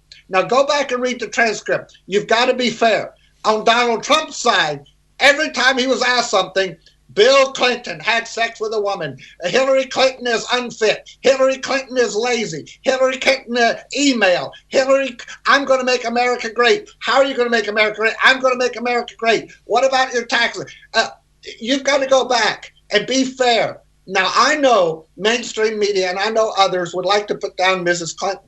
And the government, Republicans and others have spent millions putting her down. But if you read the transcript and if you are honest, you will see that she gave detailed plans about the economy, the environment, about foreign policy, about bank restructuring, and most importantly, about young people's education opportunities and to cut tuition costs for those who are in debt and to allow them to refinance that debt so that they don't have to pay all these exorbitant funds. Now, that's the facts. And okay. I think you have to be... David, are you telling me that you are convinced, that you believe that Hillary Clinton is the best that we could offer up as somebody that could represent your country in all of its challenges, tough challenges, that it's going to be left to face with on the back burner of this Syrian war, the rebuilding of the Middle East, the challenges that are coming from Israel, and what Russia is doing to try and resurge itself back into a powerful nation, right? Do you honestly think that Hillary Clinton is the best person that we could have brought forward? That's a very good question. And let me say this to my parents. I was not, to you, I told my parents when I was growing up, when they ripped me in half, I know I'm not the best kid God could have given you, but I'm what you've got. You can't trade me in. You can't sell me down the river. I'm what you've got. I'm not the best kid in the world, but I'm your kid. And I'm going to do the best for you I can. Now, Mrs. Clinton is obviously not the best person, and nor is the Pope in Rome, nor is Mrs. May in England, nor is Vladimir Putin in Russia. No one is the best of anything. There's always better, always richer, always more, always less, okay? But the fact is she has a 45-year public record. We know everything about her. She's a Yale Law School graduate. She served in the highest cabinet position in the United States of America. She's the fourth in line to the presidency. She has not failed. But Donald Trump is a disaster. Now, is there someone else better? Jeb Bush, Ted Cruz, Bernie Sanders? Maybe. But you know what? The people didn't select them. And we're a democracy. And so we have to go with what we've got. And frankly, the Democrats chose somebody far more experienced, far more successful, far more compassionate and empathetic, and far more dedicated than the man on the other side of the trail. So what am I going to do? I ask you, Kervin, Tony, I ask you, I'm an American. I'm going to vote. Not to vote is to vote, okay? If I don't vote, that is a vote. So I'm going to vote. Who am I supposed to vote for? Jill Stein at 1%, Gary Johnson at 7%, Hillary Clinton at 45%, or Donald Trump at 37%? Who am I supposed to vote for? You tell me. I'll do whatever you say. You tell me. But not voting is not an option. No, I get that totally, David. But being you tell me who should I vote for? Being a better human being. David, being a better human than Donald Trump isn't much of a resume. It's a lot. Character is very here's the thing. Earlier on, I told you the story about the 3 boys in Newcastle and a footballer in Wales. And Donald Trump said those 5 boys in Central Park are guilty, even though the DNA and the state of New York paid them $43 million in damages, and he says they're still guilty, those 5 black boys. Now explain that to me. You know, the thing is, again, I'll reiterate. I'm let that schmuck win. I'm not letting him win. I understand your dilemma, David. Don't think for 1 minute that I don't. I understand your dilemma. I understand the position that you find yourself in. But being a better human being than Donald Trump, you can find that in an alligator, right? You can find that in an alligator. Now, tell me the name of that alligator. I'll go marry. Let me go back to you, Tony. What do the people have as an option? An alternative option than accepting the worst of both worlds. Okay, well, I mean, I just want to address something that David said earlier about rebellion and you know, violence and people on the streets and things getting like destroyed and that kind of thing. I'm not advocating that at all. What I'm advocating is it's anarchy, but the true meaning of the word anarchy simply means no rulers. Now, that doesn't mean that people run riot and start smashing shop windows. It just means that it's more of a mental thing. It's more of a mental thing where we say, do you know what? I was born on this planet. I was never supposed to be ruled over by anyone. I'm a sovereign being. And we can start ruling our lives. And, you know, there's many quotes thrown around there, but I think Einstein said that to continue to do something that's not working over and over again is a definition of insanity. And that is what we're doing with politics. You know, we are giving our power away to people that don't care about us. You know, it's a puppet show. They are just into war and money making, tax evading. You know, it's like if you have a child and you get a babysitter and you have the 2 options are 2 psychopathic babysitters. Like, which one are you going to choose? It's like you wouldn't choose any of them. So why do we do that on a larger scale? It's because we don't have any belief in ourselves. You know, the world is not going to go to pot if we don't have government. The roads will still get built. Everything will still function. There may be adjustments. There might be some worry to start with. But I'd rather have real change and take real courage to go that step to say, do you know what, we don't need you anymore. We can run our own lives. You don't serve us at all. And we've had enough of your constant lies. And we start somehow to decentralize. What I mean by that is we come together as communities, as unities. We support each other. We grow each other, and this is where I see humanity. I don't think humanity was supposed to be ruled by anyone, and I think it's we need to increase our vision of what we think is possible, what we feel is possible, not just for ourselves but our future generations. But here's the reality, Tony. In order for that collaboration to take place, it's still going to take somebody to lead, right? And the moment somebody starts to lead that collaboration, then they become the leader of that organization. Whether they like it or not, people will look to them to lead, direct, and stand in front. And the moment they start doing that, the responsibility falls on them. They've now carried these people on the wave, and now they've got to see it through. Now, how is that feasible? That we can defeat the government, that we can defeat the electoral process, and that we can get that if we all decided not to vote, none of them would get into power. Is that actually a feasibility?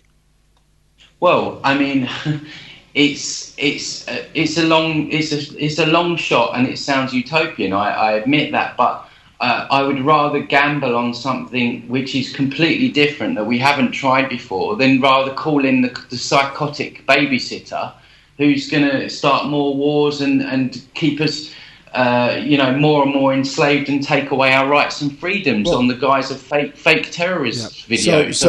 So we need a Brewster's Million. We need somebody who's going to go out there and blow the trumpet, who actually wants nothing for themselves, who actually doesn't want to be voted in, who doesn't want the leadership role, who just wants to steer people in that direction. But it's still going to take somebody to round them up. It's still going to take somebody to put his foot on the ground and say, I'm going to be the guy. I'm going to do this. I'm going to pull people together, and we are going to build a campaign to vote against that type of regime and system, because there's no other way for it to be defeated. And David is right. If everybody just decides to sit down at home and not vote, we get a dictatorship anyway. Yeah, but it's giving energy to something. They want to keep us in that puppet show. But wouldn't you rather give? Would you not rather give energy to something? Sorry, while we're still giving that all the attention, we're not looking at alternatives where we can free ourselves from it because we're so busy focused on the puppet show. No, I understand that. I do understand that, but I also see both dilemmas, because to be honest with you, I sit in your corner, Tony. I wish that we never had to vote, and we don't have to vote for any of this nonsense. And for me, I'd opt out every time. But the bottom line is, in something that's so important as America, you cannot afford to take the risk that if your rebellious non-vote allows Donald Trump in, that's something that you've got to ask yourself: are you prepared to live with? But it's irrelevant, because they can play their political games. But if the people, it's very much a mindset thing. It's growing from being a babysitter slave mentality where we believe that we need rulers to wipe our backsides, to saying, well, actually, there's 7 billion of us on this planet. Surely we can put our heads together and we can knit back communities together, and we can start doing things ourselves. I guess it's an imagination, it's vision, it's seeing beyond what we're used to, which of course is a gamble. I don't have all the answers. I'm not, like I say, I'm not saying it's a violent thing. It's a mental thing. It's like, in my world, they're irrelevant. Governments are irrelevant, and I'm focusing on trying to generate a new way of thinking. That's what I'm focused on. So just want to add. So I'm not being inactive, David. You mentioned like if you don't vote, that means you. No, I'm very much the opposite. I'm very active because I want to push home this idea that we don't need rulers to wipe our backsides. Amen. Okay, but let me ask you this fundamental question. We don't need rulers. First of all, the American concept is not that we have rulers. We have public servants. They are there to do our will.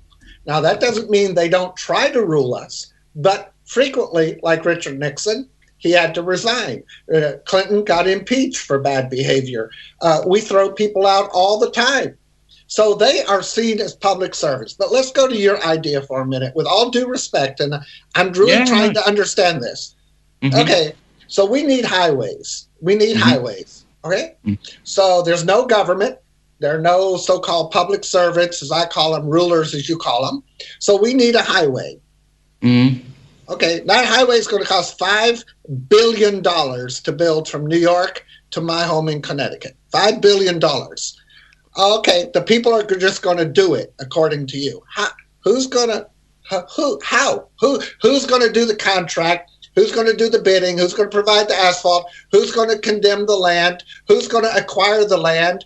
What police are going to enforce the property evictions and the building? What maintenance programs? Who's going to control to make sure the workers are safe, that they're not bringing in Chinese slaves to build this road against all human values?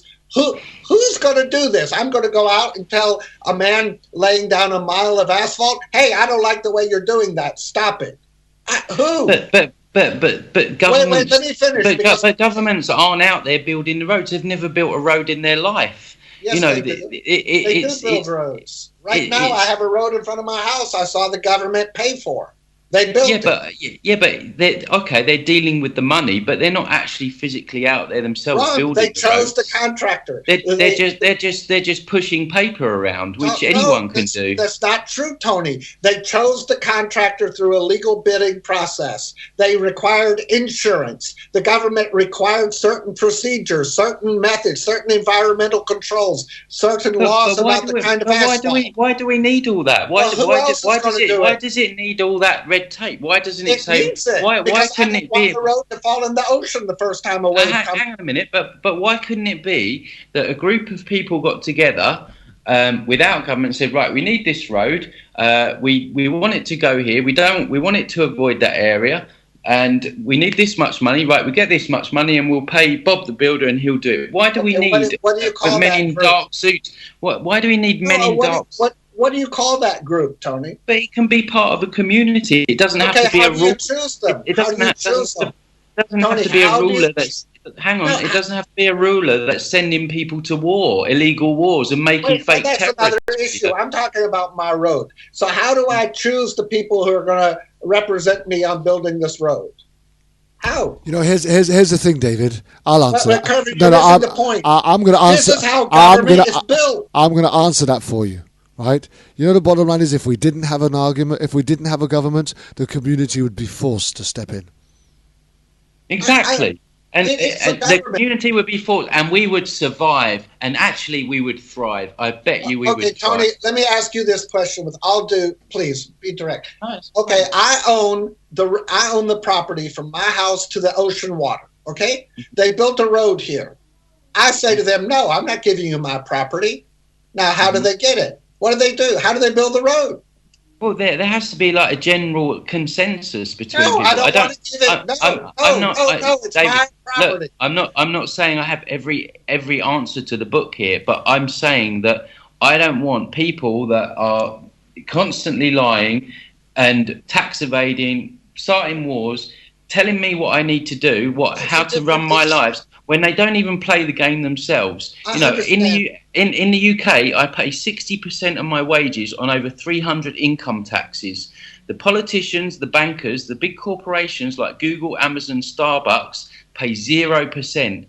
Yeah, that means that I would have to work 6 months of the year just to pay off my taxes, while those people that have my best interests in heart are paying nothing. Now, that is slavery, and you don't need a ball and chain around your ankle to be a slave. It I agree. And I don't care if there is a bit of chaos. I would rather a bit of chaos precede that, and then a long-lasting change comes after that, rather than be ruled over by people that, quite frankly, are immoral. They don't give one damn about the people. It's a puppet show, and I'm sick and tired of all these lies and wars, and people are going to die on these psychopaths say so.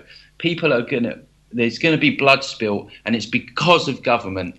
Absolutely. I couldn't agree with you anymore, Tony. And the bottom line is, I think if communities could be run on rotational selection, compulsory, where everybody in the community... It's called elections. No, you don't have to. You could actually... It's not elections.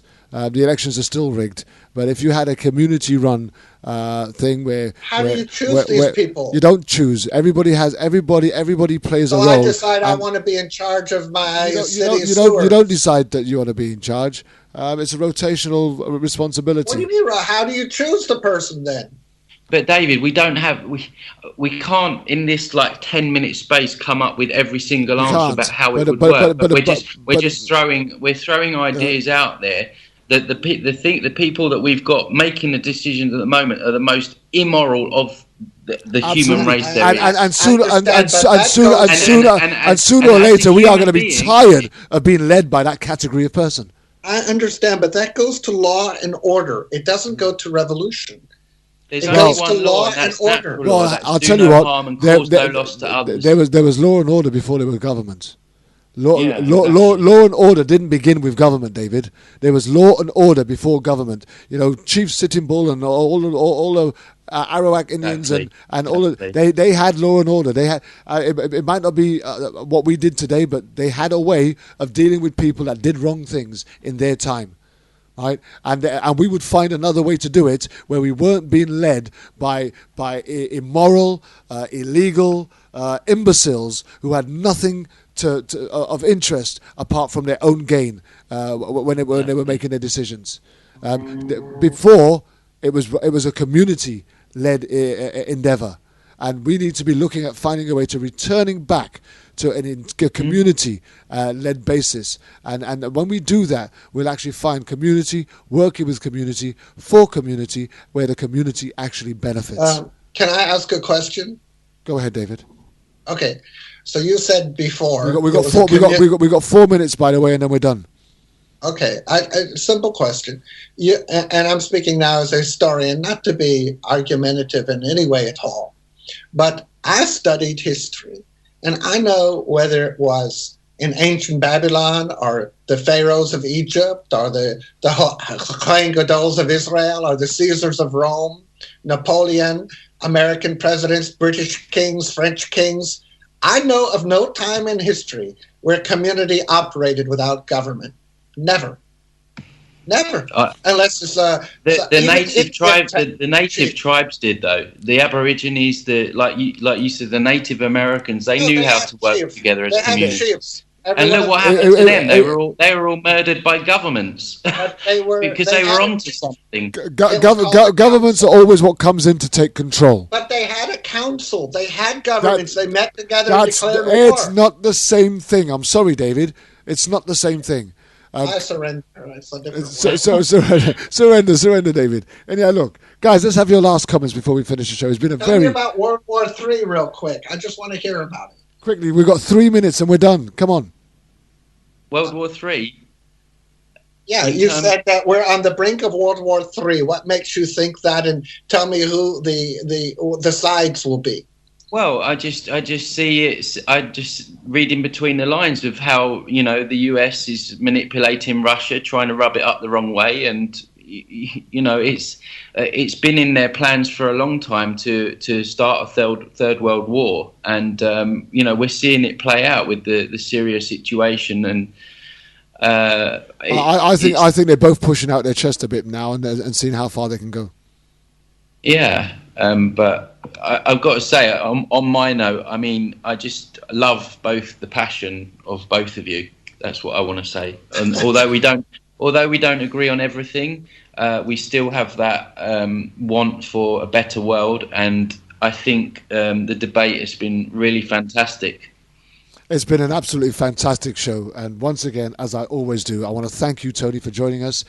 Tony Sayers live from Cambodia, talking about false flags, videos and propaganda, and how we go about making a better world without a government. But I'm going to leave the last words, as I always do, with my very, very dear friend, co-host, Dr. David Remay.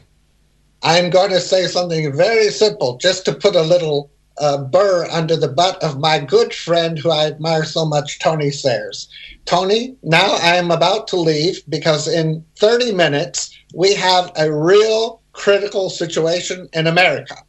The University of Alabama football team is playing the University of Tennessee, and I'm from Bama. I know that feeling. My team won today, so I'm pretty happy, actually. Oh, mazel tov, mazel tov. Yeah. Okay, thank you for everything, Tony. And Kervin, my friend, I send you my love from America. And I send mine back in return from the UK, from Coventry City. Tony, once again, thank you very much for joining us from Cambodia.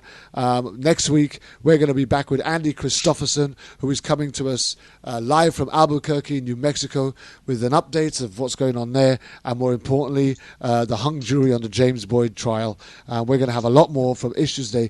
Keep your ears peeled. We'll be back with another show, same time, same place, next Saturday night on World Jam Global Radio. We're out of here. World Jam Global Radio. This is Clarity. This is Clarity.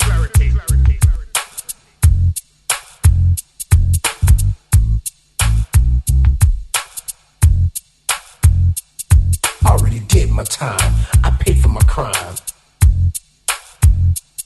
Already did my time.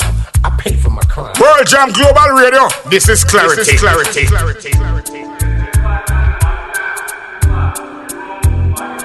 Already did my time. I paid for my crime. Already did my time. I paid for my crime. Already did my time. I paid for my crime.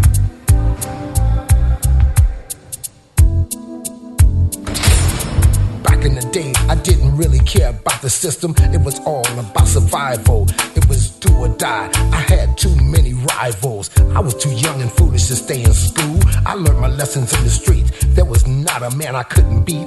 I was good with my hands and very quick on my feet. I was swimming in women. I had girls all over the street. I was getting money. Life was so sweet.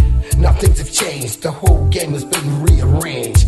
I'm a changed man. Don't need no gun in my hand. It ain't about being no gangster. Life is too short to spend it all in jail. Trying to cope with this living hell. Already did my time. I paid for my crime. Already did my time. I paid for my crime. Already did my time. I paid for my crime.